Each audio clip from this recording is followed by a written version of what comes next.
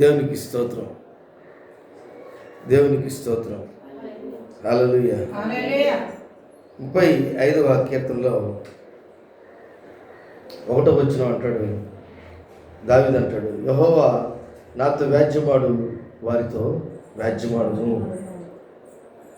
నాతో పోరాడు వారితో పోరాడును. కాబట్టి ఈరోజు ఎవరు నీతో వ్యాజ్యమాడుతున్నారో, ఎవరు నీతో పోరాడుతున్నారు అనేది ముందు మనం తెలుసుకోవాలి. మన విరోధి ఎవరు? మన విరోధి ఒక మనుషుడైతే ఆ మనిషిని ఓడించగలం ఊరికనే. కానీ దుష్టుడు అనేక మంది ద్వారా అనేక రకరకాల ప్లాన్లు వేసుకొని వాడు నిన్నేం చేస్తాడంటే నిన్ను ఓడించాలని వస్తాడు. అందుకే మన పోరాటము, మన వ్యాజ్యము మనం గెలవాలంటే ప్రార్థనా జీవితం కలిగి ఉండాలి. ఎందుకు దావీదు నేను మధ్యాహ్నం ప్రార్థన చేస్తాను, ఉదయం ప్రార్థన చేస్తాను, సాయంకాలం ప్రార్థన చేస్తాను అని దావీదు చెప్పుకుంటున్నాడంటే, దావీదు జీవితంలో నిత్యము అతనికి పోరాటం. తన మామ అయినటువంటి సౌలు రాజు, ఆయన సామాన్యమైన వ్యక్తి కాదు. తన సొంత కుమారుడు అబ్షాలోము కూడా మామూలు వ్యక్తి కాదు. ఇంకా రాజ్యంలో అతనికి చాలామంది అతను రాజు కాకూడదు, అతను రాజు కాకూడదు, అలాగే అతను ఒక ఉన్నతమైనటువంటి స్థితి అతనికి కలగకూడదు అనేవాళ్ళు దేశంలో చాలామంది ఉన్నారు. ఈరోజు నీ జీవితంలో కూడా నీకు కూడా అలాగే ఉంటారు. ఏమని? నువ్వు బాగా ఉంటే నాకు ఇష్టం లేదు. ఒక ఆయన నాతో చెప్పాడు, నేను దిగులుగా ఉన్నాను, చాలా కష్టంలో ఉన్నాను, చాలా ఎంత కష్టం అంటే చాలా మనస్తాపం చెంది బాధతో నేను అన్నీ పోగొట్టుకున్నట్టు వ్యక్తిగా నేను అతను కనపడ్డాను. నాలో కూడా అదే భావం ఉంది. అతను నా దగ్గరకు వచ్చి ఏం అలాగున్నావు అన్నాడు. ఏం అలాగున్నావు అంటే, ఏం లేదు, నా పరిస్థితి ఇలాగైంది, ఇలా జరిగిందంటే అతను వెంటనే అన్నాడు, నువ్వు ఇలాగ ఉండాలని నేను దేవునికి ప్రార్థన చేశాను అన్నాడు. నువ్వు ఇలాగ ఉండాలని దేవునికి నేను ప్రార్థన చేశాను. చెప్పచ్చు అలాగా? అంటే నీ శత్రువు ఎక్కడుంటాడు మనకు తెలీదు. నీ భర్త నీకు శత్రువు అయిపోతాడు, నీ భార్య నీకు శత్రువు అయిపోతుంది, నీ బిడ్డలే నీకు శత్రువు అవుతాడు. అలాగా ఎవరికి అయ్యారు అంటే, ఉదాహరణ దావీదుకి అయ్యారు. అందుకే మనం ప్రార్థన చేసే వ్యక్తులుగా ఉండాలి, ప్రార్థన చేసే వ్యక్తులుగా ఉండాలి. ప్రార్థనకి నువ్వు ఒక ప్రణాళిక, ఒక పద్ధతి, ఒక ఆలోచన. అంటే ప్రార్థన గంటలు చేయాలా? ఒక్కొక్కసారి నిత్యము ప్రార్థన చేయాలన్నాడు, విసుకకు ప్రార్థన చేయాలన్నాడు, కనిపెట్టి ప్రార్థన చేయాలన్నాడు, మెలకు కలిగి ప్రార్థన చేయమన్నాడు, మోకరించి ప్రార్థన చేయమన్నాడు, చేతులెత్తి ప్రార్థన చేయమన్నాడు, ఉపవాస ప్రార్థన చేయమన్నాడు. ఎన్నో ప్రార్థనలు ఉన్నాయి. నీ అవసరత ఏంటో ఆ అవసరతను బట్టి నువ్వేం చేయాలంటే ప్రార్థన మెలకు కలిగి ప్రార్థన చేయాలి, కన్నీటితో ప్రార్థన చేయాలి, విసుకగా ప్రార్థన చేయాలి, జవాబు వచ్చినంత వరకు ప్రార్థన చేయాలి. మధ్యలో మనం ఆపేస్తాం. దావీదు అలా కాదు. 102వ కీర్తన 1వ వచనం 2వ వచనం చూస్తే ఆయన అంటాడు, నేను మొరలిడి నాడు త్వరపడి నాకు ఉత్తరము దయచేయము. ఎలాంటి మాట? నేను మొరలిడి నాడు త్వరపడి నాకు ఉత్తరము దయచేయి ప్రభువా. ఈ మాట చదవండి ఎవరైనా. 102వ కీర్తన 1-2 వచనాలు. యెహోవా నా ప్రార్థన ఆలకింపుము, నా మొర నీ యొద్దకు చేరనిమ్ము, నా కష్ట దినము నాకు విముఖుడివై ఉండకము, నాకు చెవియొగ్గుము. నేను మొరలిడు నాడు త్వరపడి నాకు ఉత్తరమిమ్ము. చూడండి ఎన్ని మాటలు చెప్పాడు. ఒకటి, నా ప్రార్థన ఆలకించు ప్రభువా. రెండోదిగా, నా మొరని యొద్దకు చేరనిమ్ము. మూడోది ఏమంటాడు, నా కష్టదినం, నా కష్టాలు ఉన్నాయి. ఈరోజు మనకు చర్చిలో చాలా కష్టాలు ఉన్నాయి. చర్చిలో ఉండే వాళ్ళకి లేవా? చెప్పండి, ఉన్నాయా లేవా? మనం ఏదైనా పని చేయాలంటే అప్పు చేయాలా? ఏదైనా మనకు మేలు జరగాలంటే, బిడ్డల్ని చదివించాలంటే కూడా మనము కష్టాలతో, అదే సంతోషంతో, మనకున్నటువంటి దాంట్లో మనం ఏదో కలిగిన దాంట్లో చేయట్లే. వింటారా? ఏదో కష్టపడి మన మాట కూడా అలాగే ఉంది. కష్టపడి నా బిడ్డల్ని నేను సాకుతున్నాను, అప్పులు చేసి సాకుతున్నాను. లేకపోతే అప్పులు చేసి నేను నా బిడ్డలకి నేను చదువు చెప్పిస్తున్నాను. లేకపోతే నాకున్నటువంటి పరిస్థితులు అన్నింటిలో నేను చాలా కష్టపడి నేను పని చేసుకొని ముందుకెళ్తా ఉన్నాను. నేనేమంటానంటే, నువ్వు దేవుని మీద ఆధారపడితే, ఎవరి మీద? దేవుని మీద ఆధారపడితే అవన్నీ సులువైనటువంటి మార్గంలో దేవుడు నీకు జ్ఞానము ప్రసాదిస్తాడు. హల్లెలూయా. ఈరోజు ఈ వాక్యము మనకు 35వ కీర్తనలో ఒక మాట ఉంది చూడండి. 6వ వచనం, 5వ వచనం, 7వ వచనం చదవండి. యెహోవా దూత వారిని పారదోలును గాక, వారు గాలి కొట్టుకొని పోవు కొట్టువలే నుందురు గాక. ఎవరు? నీ ప్రార్థన వలన దేవదూత వచ్చి నీ విరోధులు, నీ కష్టాలు, నీ బాధలన్నింటినీ కొట్టుకొని పోయేటట్లుగా దేవుడు చేస్తాడు. ఈరోజు చాలామందికి నేను ఎలాగ బ్రతకాలి, ఎలాగ జీవించాలి, ఎలాగ నా పరిస్థితి.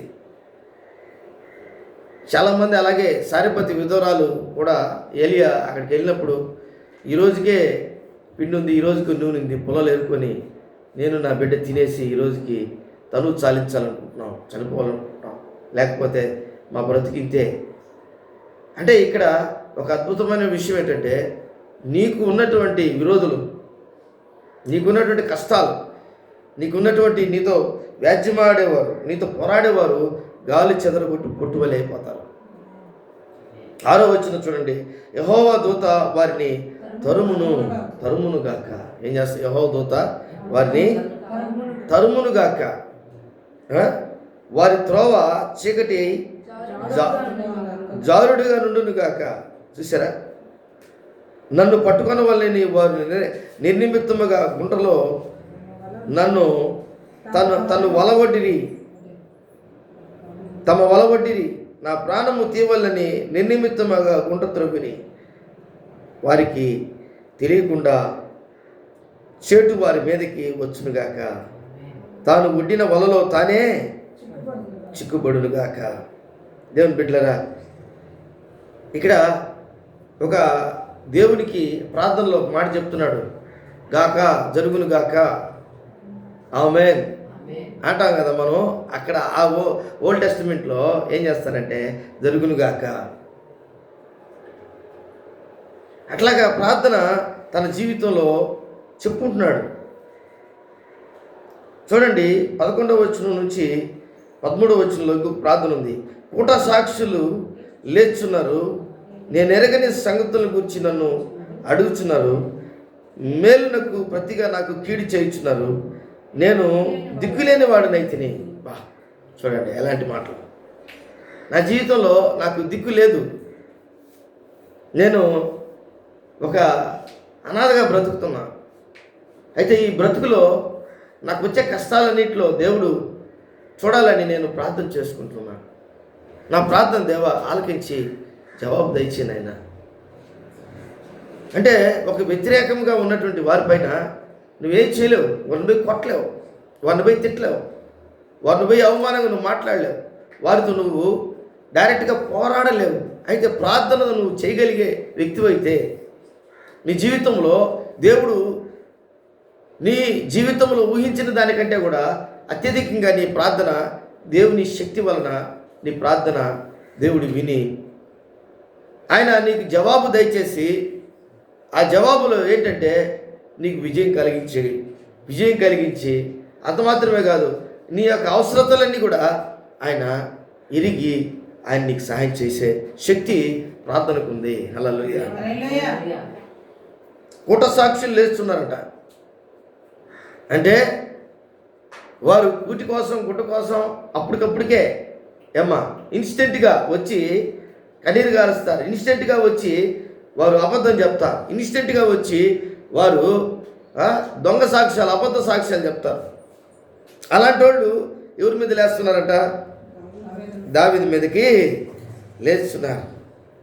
12వ వచనం, మేలునకు ప్రతిగా నాకు కీడు చేయించున్నారు, నేను దిక్కులేని వాడిని అయితిని.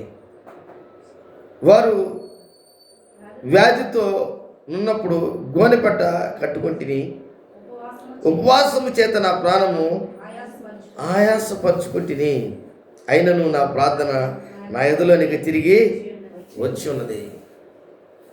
దేవుని బిడ్డలారా, నీ జీవితంలో ఒక్కోసారి ప్రార్థన కూడా జవాబు రాదు. ఎందుకంటే మనం అడిగే విషయాలన్నీ కూడా దేవునికి తెలుసు. కానీ అవి నువ్వు అడిగే విధానం ఏంటంటే, నువ్వు చేసేసిన తప్పులన్నీ, నువ్వు చేసేసినటువంటి నీ మార్గములో నువ్వు చేసినటువంటి తీర్మానాలన్నీ, నువ్వు తీసుకున్నటువంటి తీర్మానాలన్నీ దేవునికి వెక్కసముగా లేకపోతే ఇబ్బందికరంగా మారినప్పుడు ఆయన నీ ప్రార్థన ఒక్కొక్కసారి నీ మదిలోనికే తిరిగి తీసుకొని వస్తాడు. ఇది చాలా చూడండి, దేవుని యొక్క దేవునికి మొరపెట్టినప్పుడు ఆ మొర తిరిగి నీ మదిలోనికి వచ్చినప్పుడు, ఆ దేవునికి ప్రార్థన చేసినప్పుడు తిరిగి నీ మదిలోనికి వచ్చినప్పుడు ఎలాగుంటుంది? బాధగా ఉండదా? ఎన్ని రోజుల నుంచి ప్రార్థన చేస్తున్నావు ఒక విషయంలో అంటే, అయ్యా నేను 6 నెలల నుంచి ప్రార్థన చేస్తున్నా, ఎంత కష్టం అయ్యా, నువ్వు ఎన్ని రోజుల నుంచి ప్రార్థన చేస్తున్నావు, దేవునికి ఇలాంటి సమస్య వచ్చింది కదా, ఈ సమస్యలు అంటే సంవత్సరం చేస్తున్నా, సంవత్సరం వరకు నాకు జవాబు రాలేదు. నేను 2016, 17, 14, 15 ఎక్కువగా ప్రార్థన చేసేవాడిని. ఇప్పుడు కంటే ఎక్కువగా ప్రార్థన చేసేవాడిని. కానీ నాకు ఆ ప్రార్థనకి జవాబు వచ్చేది లేదు. ఎందుకంటే నా మార్గం సరైంది కాదు. దేవునికి లోబడాలి. నేను ఎవరికి లోబడాలి? దేవునికి లోబడాలి. మరియమ్మ దగ్గరికి దేవదూత వచ్చింది.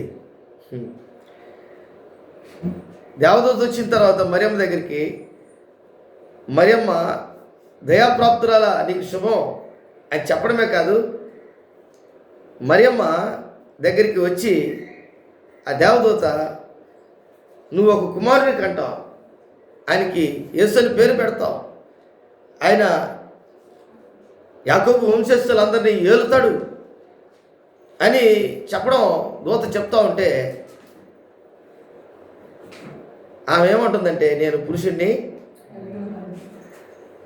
చెప్పండి, చెప్పొచ్చు అలాగా? నేను పురుషుణ్ణి ఎరగని దానను, నాకు ఏం తెలీదు, అలాంటి ఏం తెలీదు, మీరు చెప్పే విషయాలు నాకు అర్థం కాదు, నాకు బాధపడవు.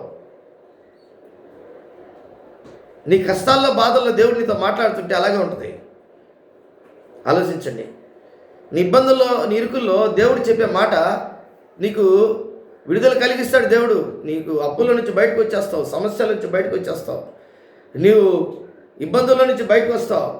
నీ యొక్క నీకు పోరాటాలు 2, ఒకటి వ్యాజ్యమాడు వారితోనూ పోరాడు వారితోనూ బయటకు వచ్చేస్తావు.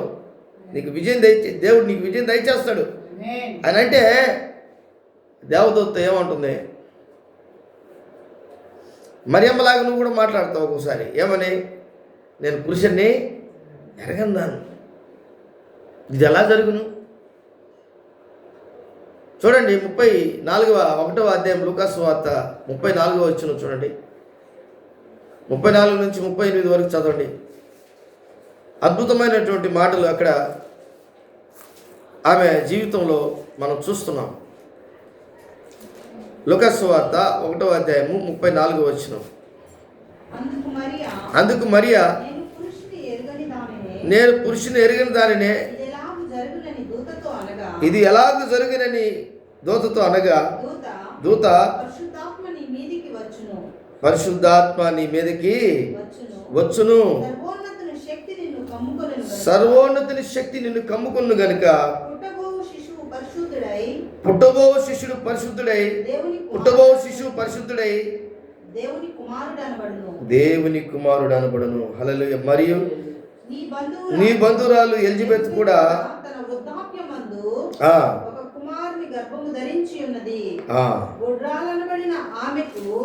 గుడ్రాలనబడిన ఆమెకు ఇది 6వ మాసము. దేవునికి స్తోత్రం. హల్లెలూయా. 38వ వచనం చూడండి.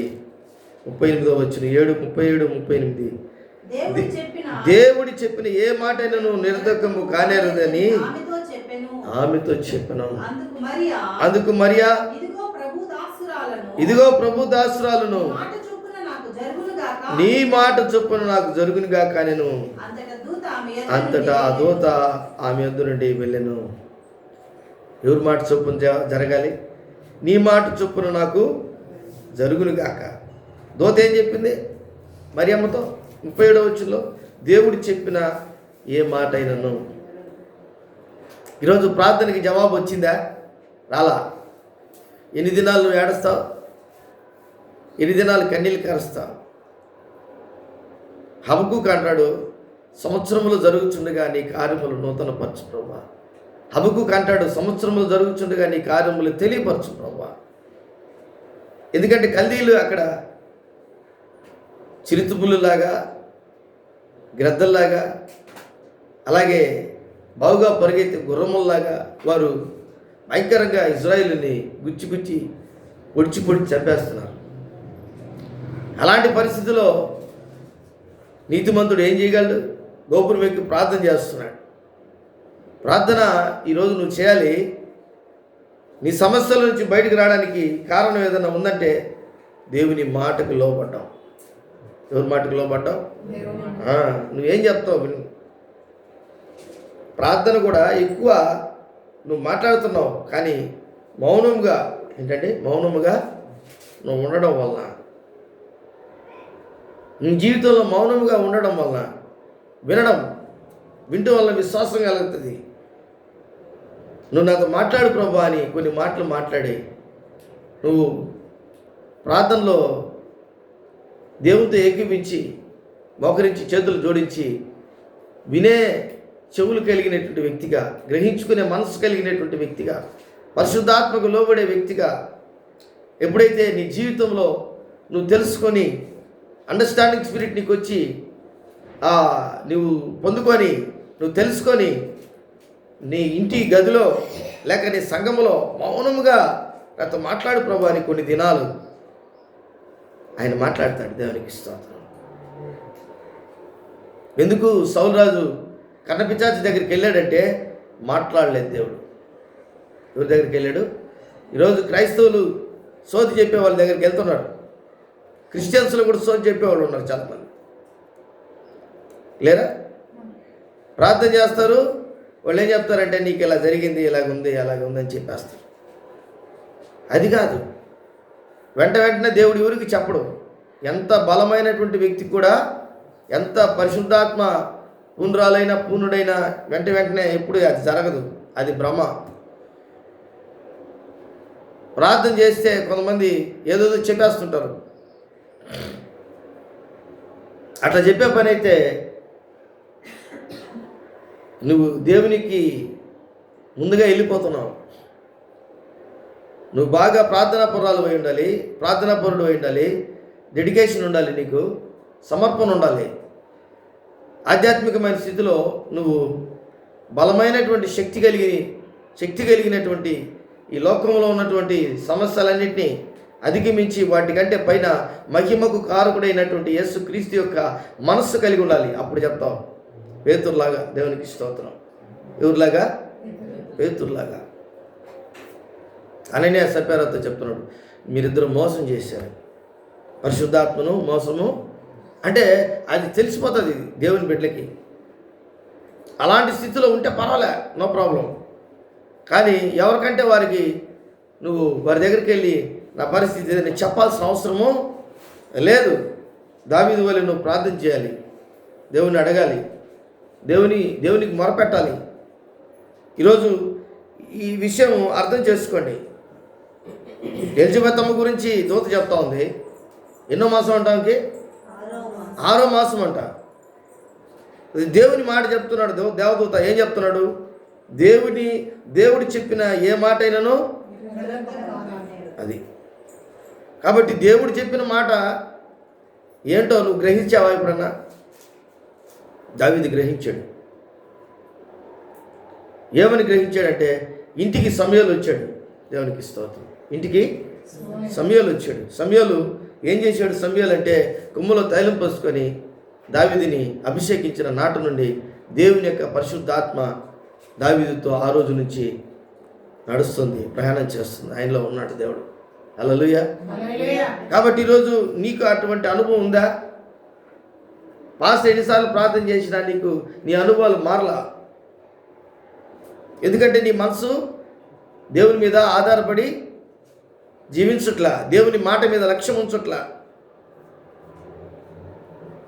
నువ్వు ఊహించిన దానికంటే అత్యధికంగా చేయగలిగినటువంటి దేవుని మాట దూత చెప్తుంది. దేవుడు చెప్పిన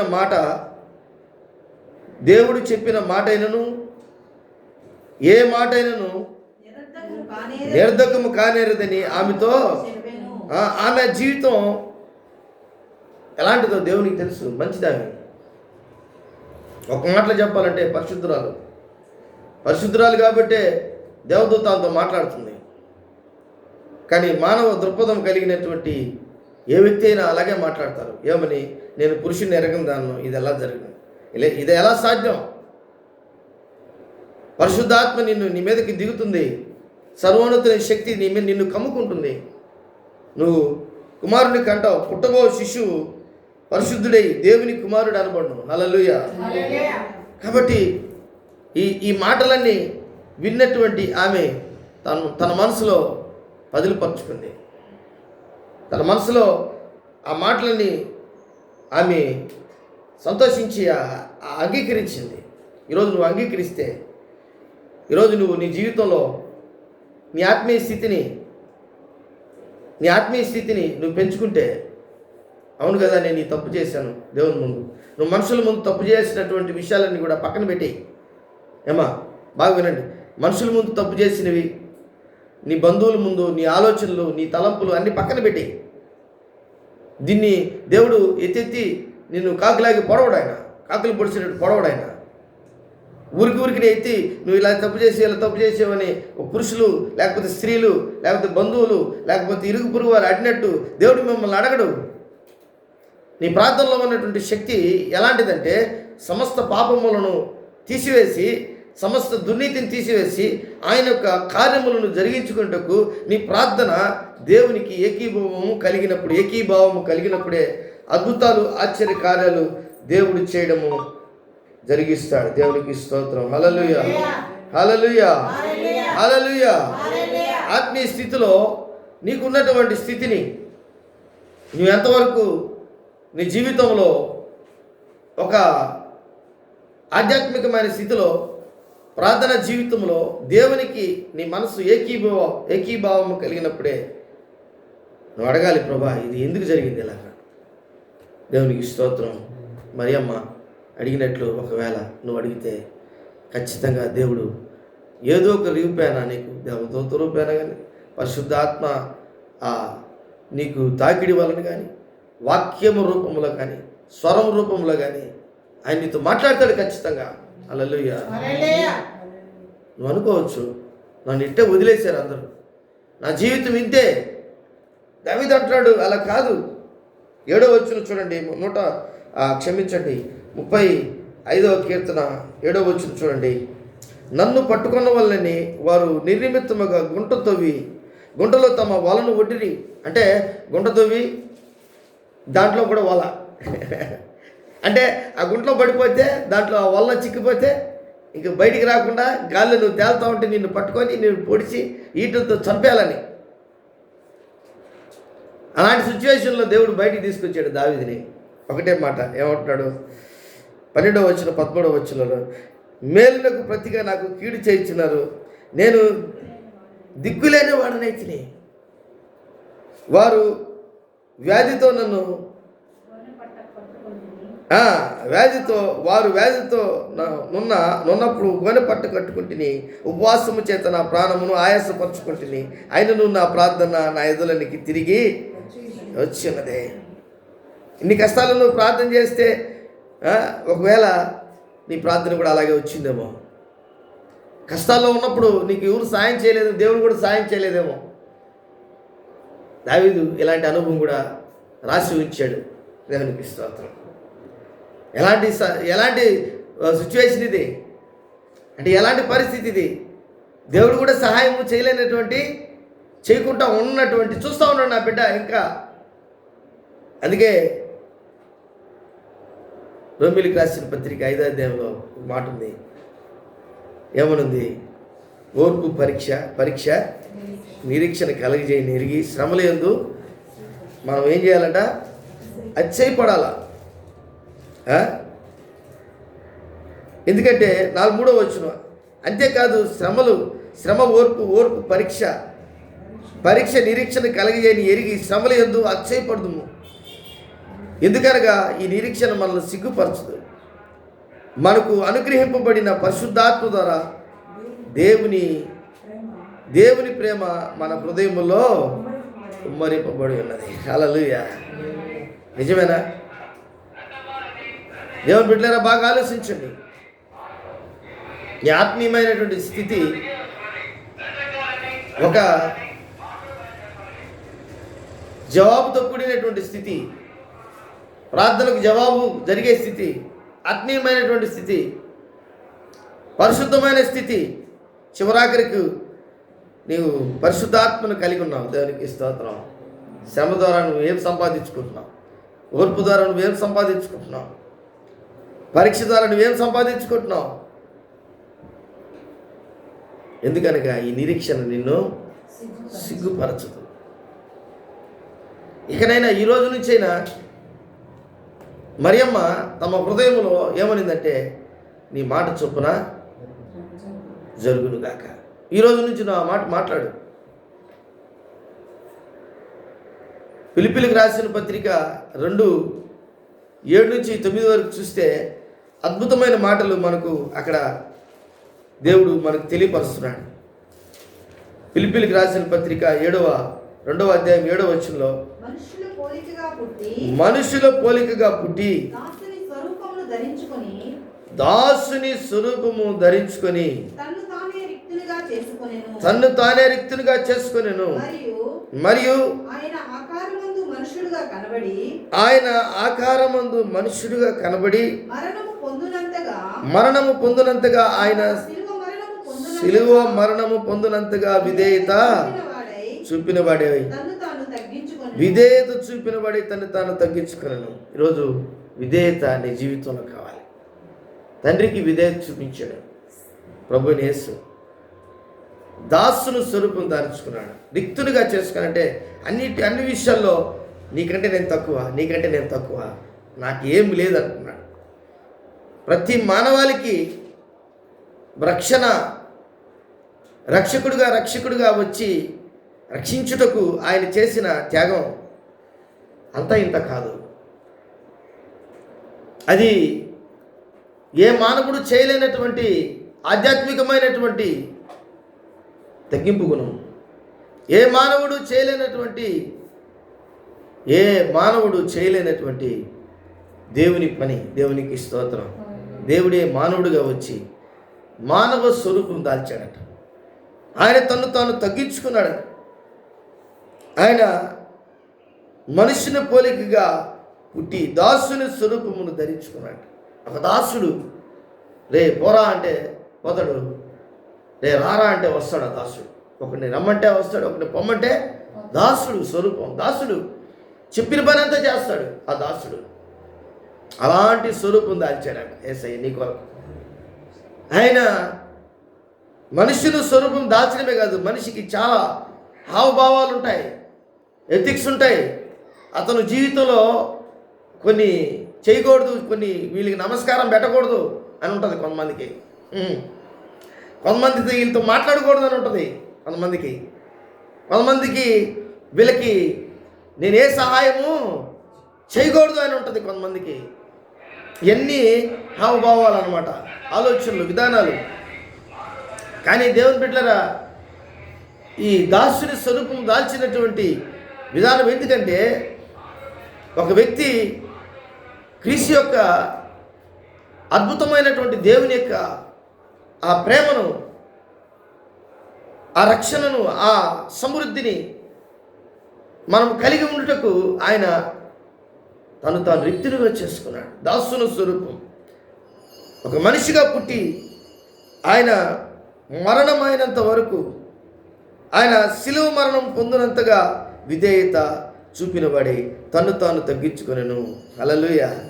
అందుచేత పరలోకమందు ఉన్న వారిలోను కానీ, భూమి మీద ఉన్న వారిలో కానీ, భూమి క్రింద ఉన్న వారిలో కానీ ప్రతి వాని మోకాలు యేసు నామమున వంగునట్లుగా, ప్రతి నాలుక తండ్రి అయిన దేవుని మహిమార్థమై యేసుక్రీస్తు ప్రభు అని ఒప్పుకున్నట్లును దేవుడు ఆయనను అధికముగా హెచ్చించి, హల్లెలూయా, ప్రతి నామమునకు పైనామము ఆయనను అనుగ్రహించెను, పైనామమును ఆయనకి అనుగ్రహించెను. హల్లెలూయా.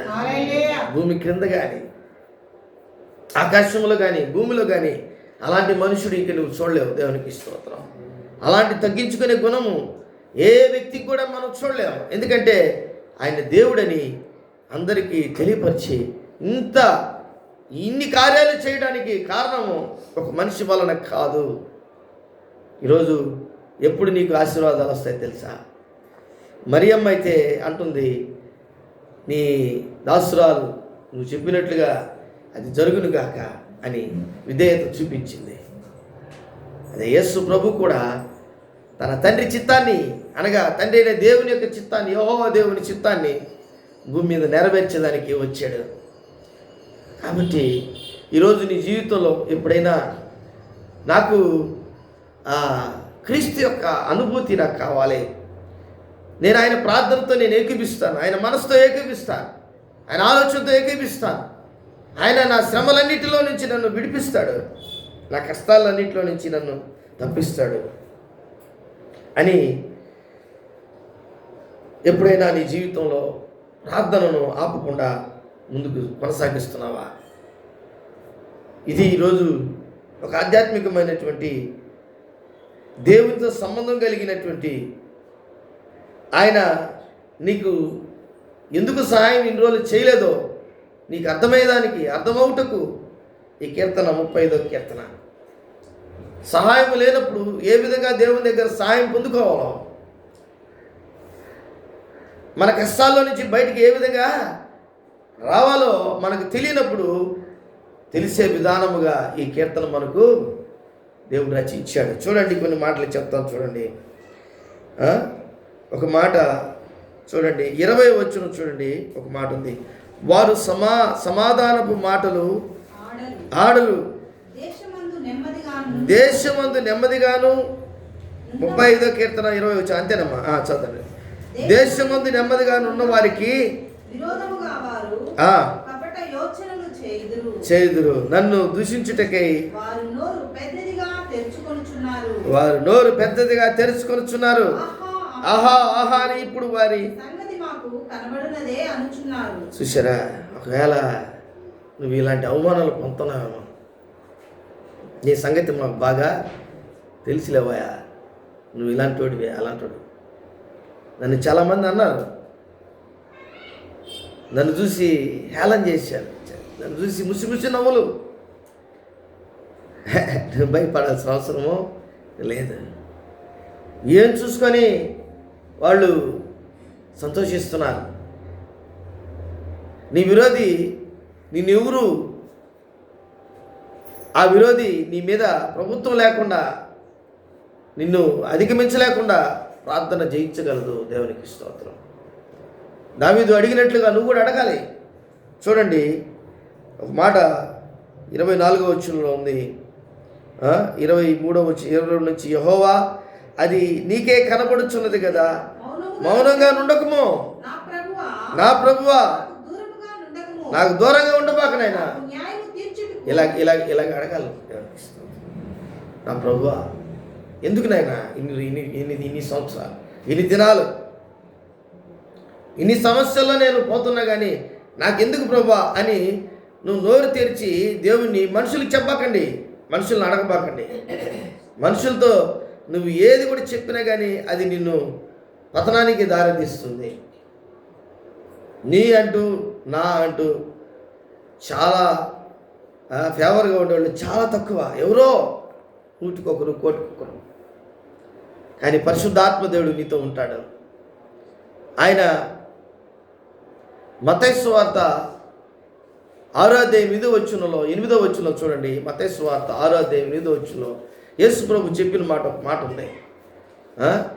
మీరు అన్ని జనుల వలె విస్తారముగా ప్రార్థన చేయబాకండి, మీకు అక్కరగా ఉన్నది ఏదో ప్రభుకి తెలియను అని ఉంటుంది. చదవండి అక్కడ. మీరు ప్రార్థన చేయనప్పుడు అన్య జనుల వలె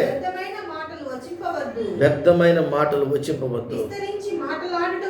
విస్తరించి మాట్లాడటం వలన తమ మనవి వినబడునని తలంచుచున్నారు. అంటే ఇప్పుడు మనం విస్తారంగా గంటలు ప్రార్థన చేస్తున్నాం, రోజులకి ప్రార్థన చేస్తున్నాం, కానీ ఒక్కటి చేయట్లా. ఏంటమ్మా? మరియమ్మలాగా నీ చిత్తము నీవు నీ మాట చొప్పున నా జీవితంలో జరిగించు ప్రభు అని అడగడం. యేసు ప్రభు దాసుని స్వరూపం దాల్చాడు, తగ్గించుకున్నాడు. యేసు ప్రభు అంటాడు, నేను సాత్వికుడును, దీన మనసు కలవాడు. నా యొద్ద మీరు నేర్చుకునేది. ఏం నేర్చుకోవాలి మనం? ఏం నేర్చుకోవాలి? మత్తయి సువార్తలో ఈ మాట మనం చూడవచ్చు. ఈ మాట మనం ఎక్సర్సైజ్ చేయాలి మన జీవితంలో. చాలామందికి ఈ మాట అర్థం కాదు. ఏ మాట అది? ఒక ఆధ్యాత్మికమైన స్థితిలో ఉన్నటువంటి వారికి ఈ మాట అర్థం కాదు. నేను సాత్వికుడును 11:29 మత్తయి సువార్త. నేను సాత్వికుడును, దీన మనస్సు గలవాడును గనుక మీ మీద నా కాడి ఎత్తుకొని నా యొద్ద నేర్చుకునుడి. ఏంటి ఆ కాడి? తగ్గించుకోవడం. ఒక ఎద్దు యజమానుడు వస్తే ఆ కాడి ఇటు ఎత్తగానే ఏం చేస్తున్నది? ఎద్దు కొమ్ములు చాలా పొడుగు ఉంటాయి, దానికి కొమ్ములు తగలకుండా, ఇది ఆ కాడికి తగలకుండా, కొమ్ములు తగలకుండా. మీకు పశువులు బాగా తెలుసు. బాగా ఒక 1/2 మీటర్ ఉండే ఆ కొమ్ములు, 3/4 మీటర్ ఉండే కొమ్ములు ఏమ్మా ఉంటున్నారా? ఇట్ట ఉంచి తల, ఏది ఆ ఎద్దు ఇట్ట ఉంచి తిరిగి ఇట్లా మళ్ళా బెడ్ చేసి దానికి ముక్కు తాడు ఉంటుంది, అన్నీ ఉంటాయి. కానీ ఇట్లా ఉంచి ఇట్లా పెట్టి ఆ యజమానుడికి లోపడుతుంది. అది ఎంత విషయం! ఒక జంతువుకే అంత తెలివి ఉంటే నువ్వెంత లోపడాలి? అందుకే అంటాడు, నేను సాత్వికుడును, దీన మనస్సు గలవాడును కనుక మీ మీద నా కాడి ఎత్తుకొని. ఉందా నీ మీద? దేవునికి కాడి ఉందా? లేకపోతే అప్పులనే కాడుందా? లేకపోతే భారం అనే కాడి ఉందా? శ్రమలనే కాడి ఉందా? శాపం అనే కాడి ఉందా? దరిద్రత అనే కాడి ఉందా? ఇబ్బందులనే కాడుందా? ఈ లోకంలో ఉన్నటువంటి మలినం అనే కాడి ఉందా? పాపం అనే కాడి ఉందా? స్తోత్రం. ఏ కాడి ఉన్నా ఆ కాడిని విరగొట్టే శక్తి దేవునికి ఉంది. హల్లెలూయా. అందుకే నీ జీవితంలో నువ్వు తెలుసుకోవాల్సినటువంటి విషయం ఏంటంటే, నీవు దేవునికి ఇష్టమైన రీతిలో ఉన్నావు కనుక నీవు ఆ కాడిని విరగొట్టే శక్తి అభిషేకానికి ఉంది. దేవునికి స్తోత్రం. అభిషక్తునికి ఉంది. హల్లెలూయా. ఆయన దీన మనస్సుని కాడి నీ మీద పెడతాడు. యెషయా గ్రంథము 10వ అధ్యాయము 27వ వచనం చూడండి. యెషయా గ్రంథము 10వ అధ్యాయము 27వ వచనం. ఆ దినమున, యెషయా గ్రంథము 10వ అధ్యాయము 27, ఆ దినమున నీ భుజం మీద అతని బరువు తీసివేయబడును, నుండి అతని కాడి కొట్టివేయబడును. నీవు బలిసినందున ఆ కాడి విరగొట్టబడును. ఏంటి? పాపం అనే కాడి కానీ, శాపం అనే కాడి కానీ, తరతరముల నుంచి వచ్చే ఇజ్రాయేలీల యొక్క బలహీనమనే బానిసత్వం కాడి కానీ, ఏదైనా కానీ, నీవు అభిషేకించబడినందువలన, బలిసినందున, నీవు దేవుని యందు భయము భక్తి కలిగినందున, దీన మనస్సు అనే కాడిని ఎత్తుకొని నువ్వు దేవుని దగ్గర నేర్చుకున్నందువలన నీలో ఉన్నటువంటి బలహీనత అంతా కూడా కొట్టివేయబడుతుంది, తీసివేయబడుతుంది, విరగొట్టబడుతుంది. శాపము కొట్టివేయబడుతుంది, దరిద్రత కొట్టివేయబడుతుంది, అవమానం తీసివేయబడుతుంది. నిన్ను ఎంతమంది ఎన్ని అవమానాలతో నీతో మాట్లాడి నిన్ను దూషించి అభ్యంతరకరమైన మాటలు నీ ముందు పలికినా, నీలో ఉన్నటువంటి అభిషేకము ఆ వాటన్నిటినీ విరగొడుతుంది, పగలగొడుతుంది. దేవునికి స్తోత్రం, హల్లెలూయా. ఈరోజు ఈ విషయాన్ని నువ్వు అర్థం చేసుకోవాలి. అందుకే అంటాడు, నేను సాత్వికుడును దీన మనస్సు గలవాడును గనుక మీ మీద నా కాడిని ఎత్తుకొని నా యొద్ద నేర్చుకుని. ఏం నేర్చుకోవాలి? నేను సాత్వికుడును, దీన మనస్సు గలవాడు. హల్లెలూయా. నేర్చుకోవాలి. ఏం నేర్చుకోవాలి? ఏదైనా ఒక వ్యక్తి ఏదో ఒకటి నేర్చుకుంటేనే ప్రయోజకుడు అవుతాడు. అలాగే ఆత్మీయ స్థితిలో కూడా నువ్వు దేవుని దగ్గర ప్రయోజకుడిగా ఉండాలంటే దీన మనసుని కాడిని నువ్వు ఎత్తుకోవాలి. అప్పుడు మీ ప్రాణములకు విశ్రాంతి దొరుకును. ఒకళ్ళు ఇంచుమించు రోజుకి 24 గంటలు అయితే కనీసం 12 గంటలు 16 గంటలు పని చేస్తాం మనం. సంతోషం ఉందా? దిగులుందా? ఆలోచించు. మరియమ్మ అంటుంది, నీ మాట చొప్పున నాకు జరుగునుగాక. యేసుక్రీస్తు ప్రభువుల వారు అంటున్నాడు, నేను సాత్వికుడును, దీన మనసు గలవాడును. నేను తగ్గించుకుంటున్నాను, రిక్తులుగా చేసుకుంటున్నాను. శిలువ మరణం అందినంత వరకు విధేయత నేను చూపిస్తాను. నీలో ఇవి లేనప్పుడు ఎప్పుడు కూడా నీ జీవితంలో విజయం పొందలేవు. ఆశీర్వాదాలు నీ దగ్గరికి రావు. దేవునికి స్తోత్రం. అప్పుడు మీ ప్రాణములకు విశ్రాంతి దొరుకును. ఎలైనగా నా కాడి సులువుగాను, నా భారము తేలిగ్గాను ఉంది. క్రీస్తు యేసు కలిగిన మనసు మీరును కలిగి ఉండండి. దీన మనస్సు అయింది. కాబట్టి ఈరోజు పరిశుద్ధాత్మ దేవుడు నీతో మాట్లాడే మాట ఏంటంటే, నీ ఆధ్యాత్మికమైన స్థితిని బలోపేతం చేసుకోవాలి. అది దేని వలన బలోపేతం కావాలంటే, నువ్వు ప్రార్థన చేయడం మానట్లేదు, బాగానే ఉంది. విజ్ఞాపన చేస్తున్నావు, ఉపవాసం ఉంటున్నావు వారికి ఒకసారి, అన్నీ బాగానే ఉన్నాయి. కానీ ఆధ్యాత్మికమైన స్థితిలో నీవు విజయం పొందలేకపోతున్నావు. 35వ కీర్తన 24వ వచనం అంటాడు, యెహోవా నా దేవా, నీ నీతిని బట్టి నాకు నన్ను బట్టి వారు సంతోషింపకుందురుగాక. ఈరోజు ఒక సేవకుడు తన జీవితంలో ఓడిపోతున్నాడంటే, ఒక విశ్వాసి తన జీవితంలో ఓడిపోతున్నారంటే, దావీదు అంటాడు, నీ సేవకుడిని సిగ్గుపడ నీకు, నీ సేవకునితో వ్యాజ్యమాడి వారు నశించిపోదురుగాక అంటున్నాడు. కానీ ఇవన్నీ కూడా చెప్పడం ఒక ఎత్తు అయితే, తన జీవితంలో జరగడం చాలా ముఖ్యం.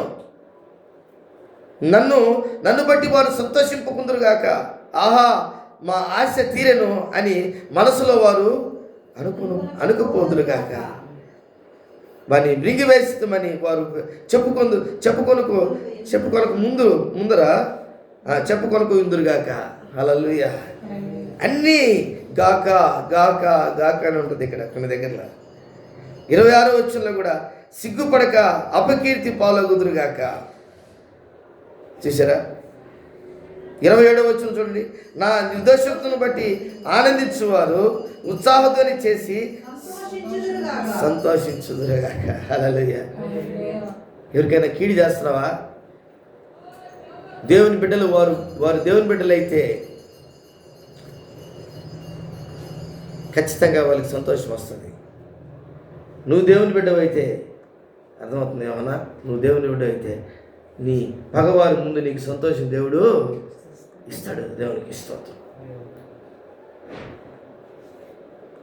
ఈరోజు అంటాడు, తన సేవకుని క్షేమమును చూచి ఆనందించు యెహోవా గణపరచబడునుగాక అని వారు నిత్యము పలుకుదురుగాక.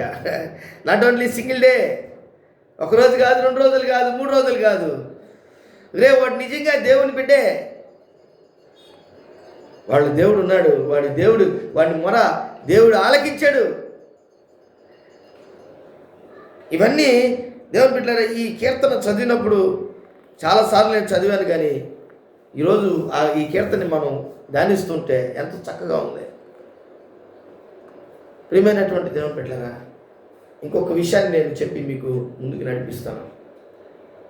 మన ఆత్మీయ జీవితంలో ఎప్పుడైతే నువ్వు బాగా నన్ను చూడండి అందరూ, నీ ఆత్మీయ జీవితంలో ఎప్పుడైతే నువ్వు నీ ప్రార్థనలో జవాబు రానప్పుడు దిగులు పడతావో, అప్పుడే మన జీవితంలో చాలా గాలివానలో మనం కొట్టుకుపోయినట్లుగా మనం అనిపిస్తుంది మనకు.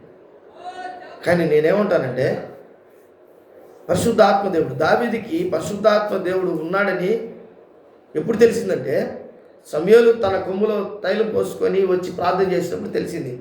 నాటి నుండి దేవుని ఆత్మ అతనిలో ఉంది. కానీ అతడు మానవుడే, నీలాగా నాలాగా మానవుడే. ఎన్నోసార్లు భయము కలిగి పరారైపోయాడు, అడవుల్లోకి కొండల్లోకి వెళ్ళిపోయాడు. కానీ నువ్వు అలా పోవాల్సిన అవసరం, ఇప్పుడు అంత కష్టాలేమి, మరణకరమైనటువంటి భయంకరమైనటువంటి పోరాటాలు నీకేమీ లేవు. నీకేందంటే టెన్షను, అది ఎప్పుడు కట్టాలా, ఇది ఎప్పుడు కట్టాలా. అర్థమవుతుందా? మనము ఏం చేస్తున్నామంటే, సంఘంలో ఉండేవారు కానీ వెలుపల ఉండేవారు కానీ ప్రతి కుటుంబంలో ఈఎంఐ తీసుకుంటాం. ఏ అమ్మాయా? అర్థమవుతుందా? బైక్ ఈఎంఐ, కారు ఈఎంఐ, ఇల్లు ఈఎంఐ. చెప్పండి, అర్థమవుతుందా? గొర్రెలు కూడా ఈఎంఐయే. అర్థమవుతుందా? బంగారు ఈఎంఐయే, భూమి ఈఎంఐ, అన్ని ఈఎంఐలే. నీకు టెన్షన్ లేకుండా హ్యాండ్ నుంచి వస్తుంది. ఎట్ట చేస్తాడు నీకు దేవుడు సహాయం చెప్పు. తప్పంతా ఊరిలో ఉంది. 2021లో జాన్ సమయల్ సార్ నాతో మాట్లాడిన మాటలు ఇవే. உங்களுக்கு కష్టం ఇరుగుదు పాస్టర్, కష్టాలు ఉన్నాయా నీకు అన్నాడా? కష్టాలు ఉన్నాయి. ఎంత కష్టాలు, సెల్లు అన్నాడు. అది కట్టాలి, ఇది కట్టాలి, పిల్లలకి ఫీజు కట్టాలా, అది కట్టాలి, ఇది కట్టాలా. అది ఎప్పుడు నడకదు అంటే నేను వేరే వాళ్ళ దగ్గర డబ్బులు తీసుకొని వారం కడతానయ్యా. அதெல்லாம் செய்யக்கூடாது. நீங்கள் அதெல்லாம் செய்யக்கூடாது. ஆண்டவர் மேலே நீங்கள் నువ్వు ఆధారపడి జీవించాలి. దేవుని మీద ఆధారపడి నువ్వు లాడ్జిలో 2.5 గంట సేపు 3.5 గంట సేపు నాతో నాకు నిద్ర వచ్చేస్తుంది ఆయన మాట్లాడిన మాట. ఇజ్రాయేలీలు రూపాయి సంపాదిస్తే 75 పైసలు ఎత్తి పెడతారు, 25 పైసలు ఖర్చు పెడతారు. షాము ఎంత?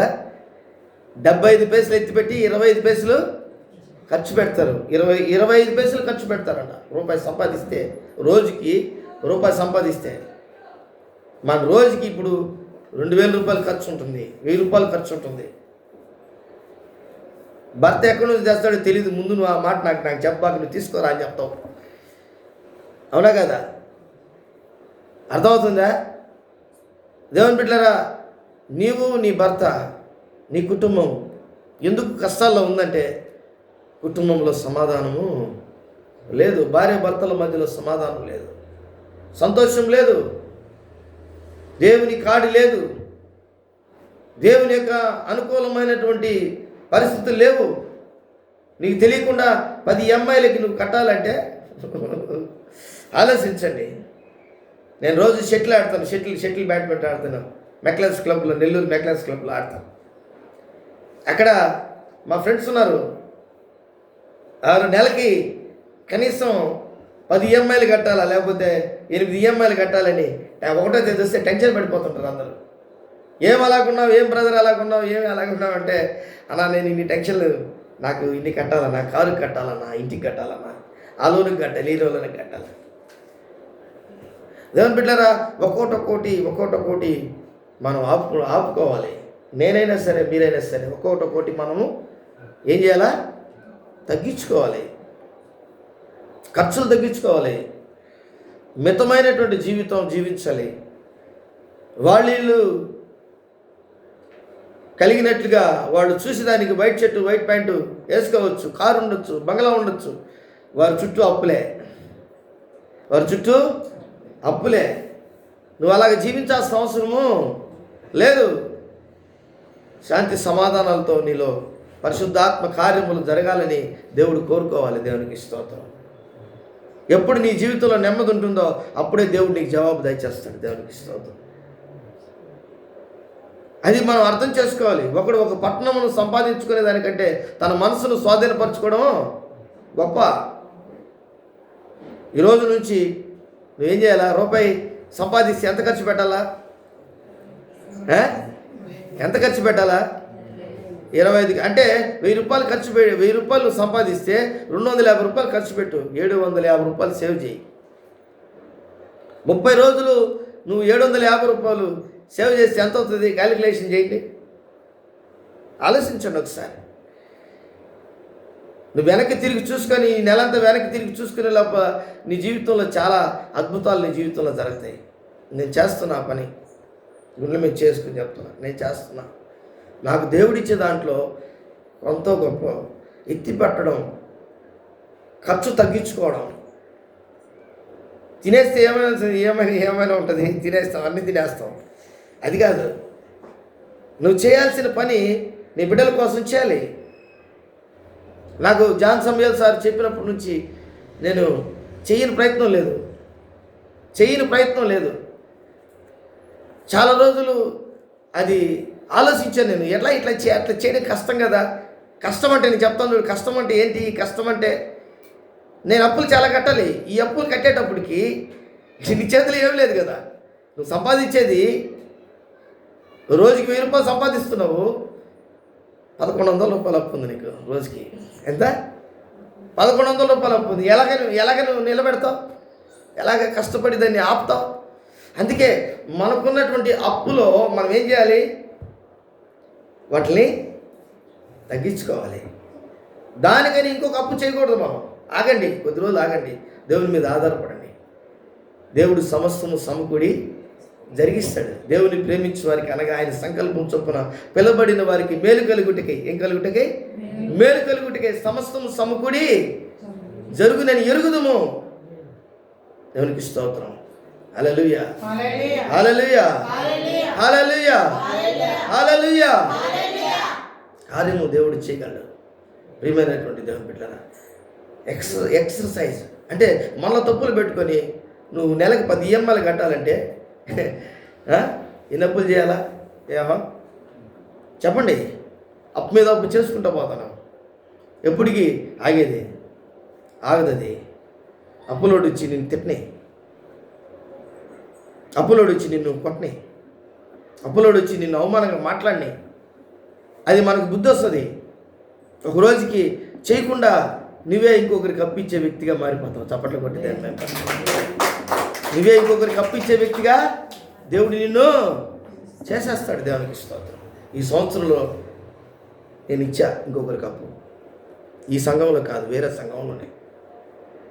ఈ సంఘం గురించి చెప్పట్లే, ఈ సంఘంలో కాదు నేను చెప్పేది. మన సంఘాల్లోనే వేరే సంఘంలో ఉన్నట్టు నేను అప్పించా. నేను మరలా అడగల. ఈ సంఘం గురించి నేను మాట్లాడలేదు.